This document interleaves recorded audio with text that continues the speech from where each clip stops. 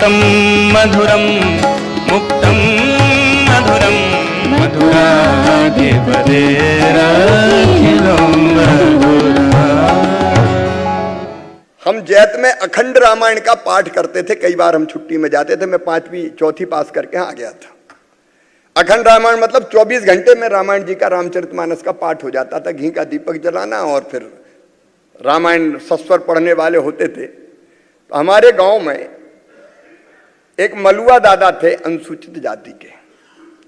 उनके घर में कई वर्षों के बाद बेटी का जन्म हुआ। रामायण जी पूरी करने में 5-6 रुपया लगते थे महाराज जी। तो हम 5-6 रुपया इकट्ठा कर लेते थे। 1 रुपया उस समय बहुत होता था। मलुआ दादा मेरे पास आए और कहा कि भैया मेरे घर बेटी का जन्म हुआ है, का मैं भी रामायण में चंदा दे सकूं है। अरे मैंने कहा क्यों नहीं दे सकूं, जरूर दो। मलुआ दादा ने चंदा दे दिया 2 रुपया। अब जैसे ही गांव में पता चला कि मलुआ दादा के चंदे से रामायण हो रही है तो कई लोगों ने मुझे बुलाया और बुला के कहा हम मर गए। कहा तो मैंने कहा क्या हो गया? बोला मलुआ के पैसा से रामायण होए। तो मैंने कहा उनके घर बेटा पैदा हुआ है। बोले कितने चाहिए, हम दे देंगे, ये पैसा वापस कर।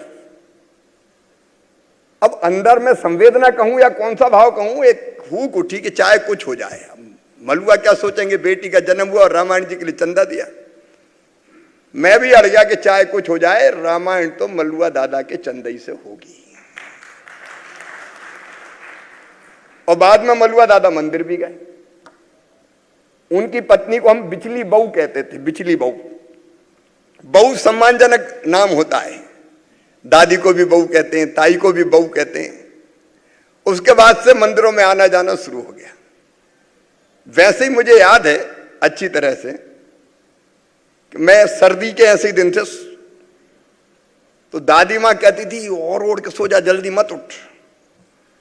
और उस जमाने में गांव में हरवाही और चरवाही 2 परंपराएं होती थी। हरवाहा होता था जो हल चलाता था, चरवाहा होता था जो गाय बैल चराता था। हमारे यहां था बुद्धा चरवाहा। सवेरे 6 बजे आना पड़ता था, 5:30-6 बजे, और रात तक काम करते थे। और दादी मां कहती तू दब के सो जा, और बुद्ध आ रहे हैं तो गाल तिड़े। आजकल तो गालों का तिड़ना बिड़ना बंद हो गया। नहीं, सर्दी के दिनों में तिड़ जाते थे, पूरे हाथ पांव तिड़ जाते थे, पूरे के पूरे खून उसमें से छलकने लगता था। तो बुद्धा आए एक दिन लेट।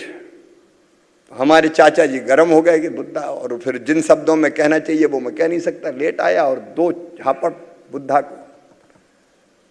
संवेदना जग गई और मन में लगा कि ये तो गड़बड़ है। मैं सो रहा हूं और ये बुद्धा पिट रहा है। और मजदूरी मिलती थी पाई में नाप के। पाई और कुड़े दो तरह के बर्तन एक तरह के होते थे। पहले पैसे से नहीं देते थे, नाप के देते थे, 1.25 पाई या 2.5 पाई। अब मेरे मन में आ गया कि ये 2.5 पाई तो बहुत कम है, 1.25 पाई कम है। 2 चीजें आई, एक काम के घंटा तय होने चाहिए और दूसरा ये 2.5 पाई की जगह 5 पाई होना चाहिए। तो मंदिर पे ही हमने मीटिंग बुलाई मजदूरों की। लगभग 14 साल की उम्र थी महाराज। और मीटिंग बुलाई तो कुछ आए कुछ आई नहीं, डर के पता नहीं छोटा सा मोड़ आए ये तो। और फिर मैंने कहा कि गलत बात है, काम के घंटे तय होने चाहिए, बुद्धा पिटता है। तो बोलिए कि हो कैसे सकते हैं? मैंने कहा अपन आंदोलन करेंगे। बोले आंदोलन कैसे करें, फिर खाएं का? अरे हम का किसान कहां जाएंगे, काम तो तुमसे ही कराना पड़ेगा। तो अपन काम बंद कर देंगे। उस जमाने में गांव में बिजली नहीं तो गैस बत्ती होती थी, पेट्रोमैक्स। एक कहीं से गैस बत्ती जुगाड़ी, मेंथल बांधा, जलाया, एक ने सर पे रखा और 20-25 लोग साथ। 2.5 पाई नहीं 5 पाई लेंगे, नहीं तो काम बंद करेंगे। जैसे ही जुलूस हमारे घर के दरवाजे पे पहुंचा तो लठ लेके चाचा जी निकले, आओ मैं देता हूं तुम्हें 5 पाई। तो मजदूर तो फेंक फाक के गैस बत्ती भग गए। हम पकड़े गए और पकड़ने के बाद जो कुछ हुआ है वो वर्णन करने की जरूरत नहीं है। लेकिन वास्तव में संवेदना अगर प्रकट होती है तो ये एक नहीं है, इस तरह के अनेकों उसके तरीके होते हैं। मुझे एक घटना और याद आती है, सैद्धांतिक बात भाई साहब ने कही है। मैं बोलता अच्छा था थोड़ा, क्योंकि रामायण जी की चौपाई की व्याख्या करते करते वक्ता बना मैं। एक जगह एक सामूहिक विवाह का सम्मेलन था, तो कोई अतिथि के आने में देर थी, तो उनका ये मोड़ा अच्छा बोले जाए बुलवा दो। तो मैं खड़ा होकर बोलने लगा कि बेटियों के साथ अन्याय नहीं, क्योंकि मैंने पिटते हुए देखा था। माँ और बेटा और बेटी में भेद करती थी, और गांव में अगर पति पत्नी में झगड़ा हो गया तो पति को अधिकार था कि लठ उठाए और पत्नी को जड़ दे। तो वो मन में तकलीफ पहुंचाती थी वो बात। तो मैं ऐसे ही कह रहा था कि स्त्री पुरुष समान है, बेटी के साथ भेदभाव नहीं होना चाहिए, बेटी को आने दो। तो एक अम्मा खड़ी हो गई, बात बड़ी बड़ी कर रहा है। बेटी आ गई और शादी में दहेज का इंतजाम करना पड़ा। तो क्या दहेज का तू देगा? आ गया, बेटी आने दो, बेटी आने दो। तब मन में बात घुस गई कि ये ऐसे काम नहीं चलेगा भाषण देने से। अब वो चीज दिमाग में बनी रही, और मैं जैसे ही विधायक बना, सबसे पहले हमने एक शादी की गरीब बेटी की, और वो शादी करके इतना इंतजाम, इतना आनंद आया। अजब अद्भुत बात है, विधायक करके हमने शादी की, समाज के सहयोग से करी, और अगले साल मेरी भी शादी हो गई, सांसद बन गए। उस घटना के बाद हमने फिर बेटियों की शादी करना शुरू की। अनेकों मित्र यहां बैठे जो उन शादियों में गए, बिना किसी सरकारी सहायता के शादियों का कार्यक्रम होता था, जहां निर्धन बेटियों की शादी करते थे। उसमें मुझे कहने में कोई संकोच नहीं, मेरी धर्मपत्नी, अब ये तो महाराष्ट्र से आई थी, लेकिन बड़े उत्साह से भाग लेती थी और मित्रों के सहयोग करते थे। जैसे ही मन में रहा कि इतनी शादी से भी काम नहीं चलेगा, तो उसी संवेदना से बनी मुख्यमंत्री कन्यादान योजना। और जैसे ही सरकार बनी, मुख्यमंत्री बनते ही पूरे प्रदेश में सामूहिक शादियों का क्रम प्रारंभ हुआ। और फिर उसी में से निकली लाडली लक्ष्मी योजना। मुझे याद है, जब पहली बार लाडली लक्ष्मी योजना के लिए दिमाग में यह बात थी कि जब तक बेटी बोझ से वरदान नहीं बनेगी, तब तक बेटी को आने ही नहीं देगा, तो बेटी को वरदान बनाओ। तो उसी में से जब मैंने अफसर बुलाए और तत्कालीन वित्त मंत्री बुलाए, तो बोले इम्पॉसिबल, हो ही नहीं सकता। लेकिन मैं तो जिद पड़ा था कि योजना तो बनेगी। तो उसी में से बनी फिर लाडली लक्ष्मी योजना, जो बाद में प्रकारांतर से पूरे हिंदुस्तान के हर एक राज्य ने लागू की, जो आज भी लगभग 41 लाख लाडली लक्ष्मी बेटियां हैं। आपातकाल लगा, मैं मॉडल स्कूल का प्रेसिडेंट बन गया था, विद्यार्थी परिषद के संपर्क में भी आ गया था। केलकर जी ने कहीं से पता किया कि लड़का बड़ा तेज है, अंडरग्राउंड आंदोलन में काम आएगा, तो नाम और पता उनके पास था। वो रविशंकर नगर कॉलोनी में मैं रहता था, बोर्ड कॉलोनी में, वहां पहुंचे। अब मैंने उनको देखा तो मुझे नाम उन्होंने बताया, सुनील गोड़बले, क्योंकि वो भी भूमिगत रूप से आंदोलन चला रहे थे।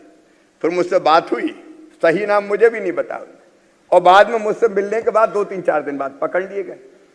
अब वो पकड़े गए तो उनकी डायरी में मेरा नाम और पता था, तो पुलिस हमारे यहाँ पहुंच गई। और पहले तो मैं नकारता रहा, उस घटना के विस्तार में नहीं जाऊंगा। बाद में जब तलाशी ली तो वो पूरा साइकिल स्टाइल पर्चे वर्चे सब मिल गए। तो पुलिस ने भी विवेक क्या धुलाई की है, उसका वर्णन नहीं कर सकता मैं। जिन शब्दों का प्रयोग किया वो अलग कथा है। लेकिन उसके बाद सूर्यकांत जी तो जेल में बाद में पहुंचे, मैं पहले ही जेल में पहुंच गया। मेरे बाद सूर्यकांत जी पहुंचे, और उनके साथ विद्यार्थी परिषद का कई वर्षों तक काम किया। तो वास्तव में हम लोग अगर कुछ हैं तो संघ के संस्कारों के कारण, विद्यार्थी परिषद का कार्यकर्ता होने के कारण। एक बार मेरे हाथ में अखंड ज्योति लग गई। अखंड ज्योति पढ़ के मुझे लगा कि एक एक शब्द बड़ा परिवर्तन अंदर करने वाला है।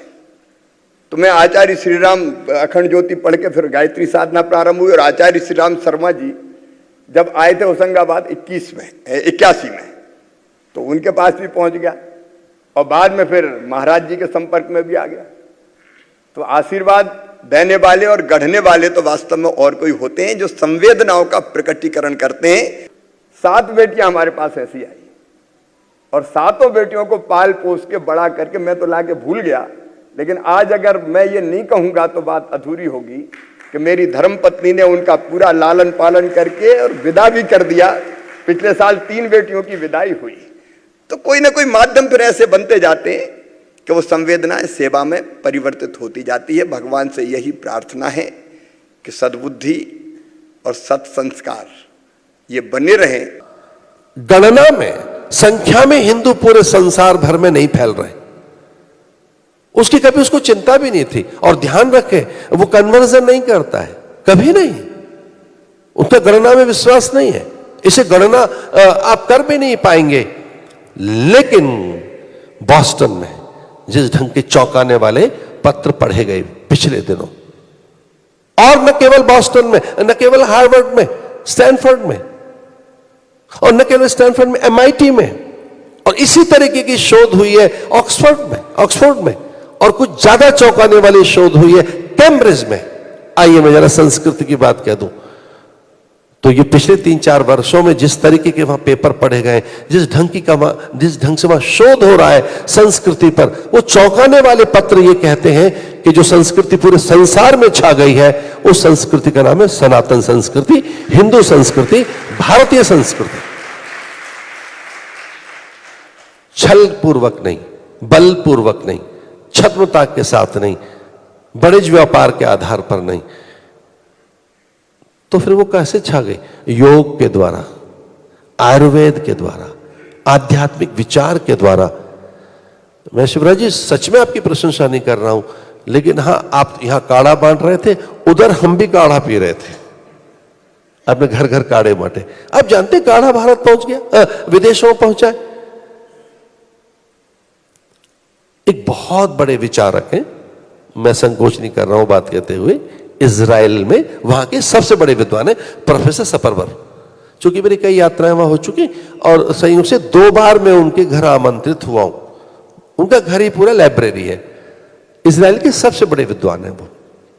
उनके यहां भी ये चर्चा हुई थी कि तलवार की नोक से नहीं, छल बल से नहीं, किसी प्रपंच और पाखंड से नहीं, किसी को लोभ और भय देकर नहीं, जो संस्कृति पूरे संसार में पैर पसार चुकी है योग के द्वारा, आयुर्वेदिक प्रयोगों के द्वारा, आध्यात्मिक विचार के द्वारा, और एक और, परिवार कैसे बचाए जा सके उस परिवार के प्रबोधन के द्वारा, तो भारत की संस्कृति है पूरे संसार में योग के द्वारा। ये संस्कृति सनातन है, ये व्यक्ति पर आधारित नहीं है, ये किसी पुस्तक पर आधारित नहीं है। तो जहां चारों तरफ भारत में कुछ नया हो रहा है, वहां मध्य प्रदेश में आपने जिस ढंग से शंखनाद किया है, आप बधाई के पात्र हैं। तो मैं फिर से उस पंक्ति की पुनरावृत्ति कर रहा हूं कि अगर आप पर कोई पुस्तक आई भी है तो बिल्कुल संकोच न करें। वो संस्कृति के शंखनाद के लिए पुस्तक आई है, और आप उस संस्कृति के ज्योतिर्धर हैं जो संस्कृति सबके कल्याण की बात कहती है।